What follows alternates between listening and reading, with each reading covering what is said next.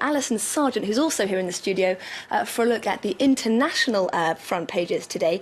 We're going to start in the US with reactions to Donald Trump's foul-mouthed tirade against immigrants from Haiti, El Salvador and a number of African nations. He's called them, well, I'm not sure if I'm allowed to say the word. That's right, Hexie. That's what many newscasters have actually been asking themselves in the past couple of hours. At France 24, the answer is no. We've decided to play it safe. However, we can say the word S-hole, which comes pretty close to what he did say. If you're curious about how media outlets have been handling it, you can check out this piece from the New York Times. Many U.S. channels like France 24 opted to use asterisks when writing the word, as you can see in this photo that shows NBC last night. The CNN, though, broadcast the word in full, and the Washington Post, which broke the story, they also send out a news alert with the entire word, and pretty much all papers are printing it, although they are avoiding it in the headlines. The New York Times reports that many media executives decided, the news value of the remarks is undeniable, especially in the context of the immigration discussion. Now, President Trump's remarks have understandably sparked a lot of anger across the political spectrum. That's right. Many from the president's own party have taken a very hard line speaking out against his remarks, including Congress members from Florida. That's a state with a huge Haitian population. The Miami Herald was quick to publish an editorial standing by its citizens. People, the paper says, have only enhanced South Florida since they fled here to escape natural disasters. The paper says it's ironic, actually, that the president made these comments yesterday when today, January 12th, is actually the anniversary of the 2010 earthquake that devastated Haiti. Donald Trump said he wanted to know why people from these S-hole countries come to the U.S. Well, the Miami Herald says it's because their homelands are in despair and because the U.S. used to be a welcoming nation.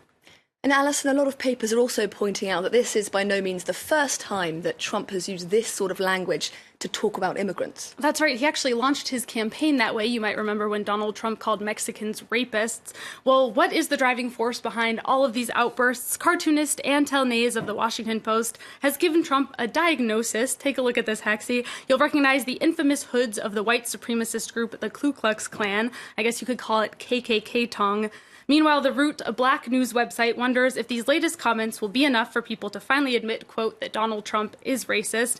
Their resounding response is no, not in a country where KKK tongue is basically the common cold. It looks pretty painful, I must admit. We do want to move on to other subjects, but first we're going to take a quick peek at the latest cover of Time magazine. Right, it's been getting a lot of circulation online. This is by the artist Adele Rodriguez. You may recognize his style. He's made somewhat of a name for himself with his depictions of Trump for both Time magazine and German magazine Der Spiegel. This one is inspired not by Trump's latest comments, but by that new book, Fire and Fury, which gives a pretty unflattering look into the Trump White House.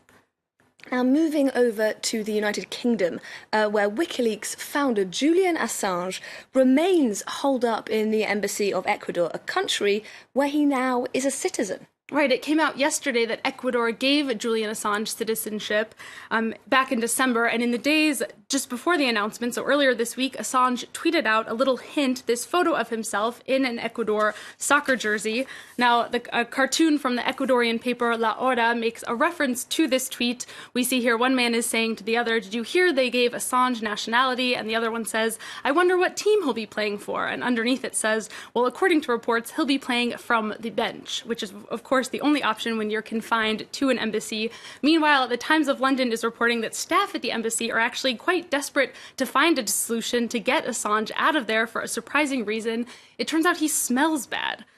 The Times cites sources who visited the embassy and said Assange hasn't been washing himself properly. Well, perhaps that's because the Ecuadorian embassy only has one bathroom currently, so that probably makes showering times complicated.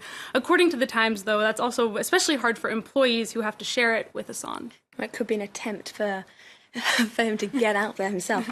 Finally, Alison, those who like to believe in life in outer space are finding hope in a series of mysterious radio blasts. Right, these bright flashes of radio waves have been recorded coming from a distant dwarf galaxy. They're called FRBs, for fast radio bursts. Scientists have been puzzling over their source for the past decade or so. They could be caused by a powerful magnetic field, possibly a black hole. In other words, they're probably not caused by aliens, Space Magazine explains.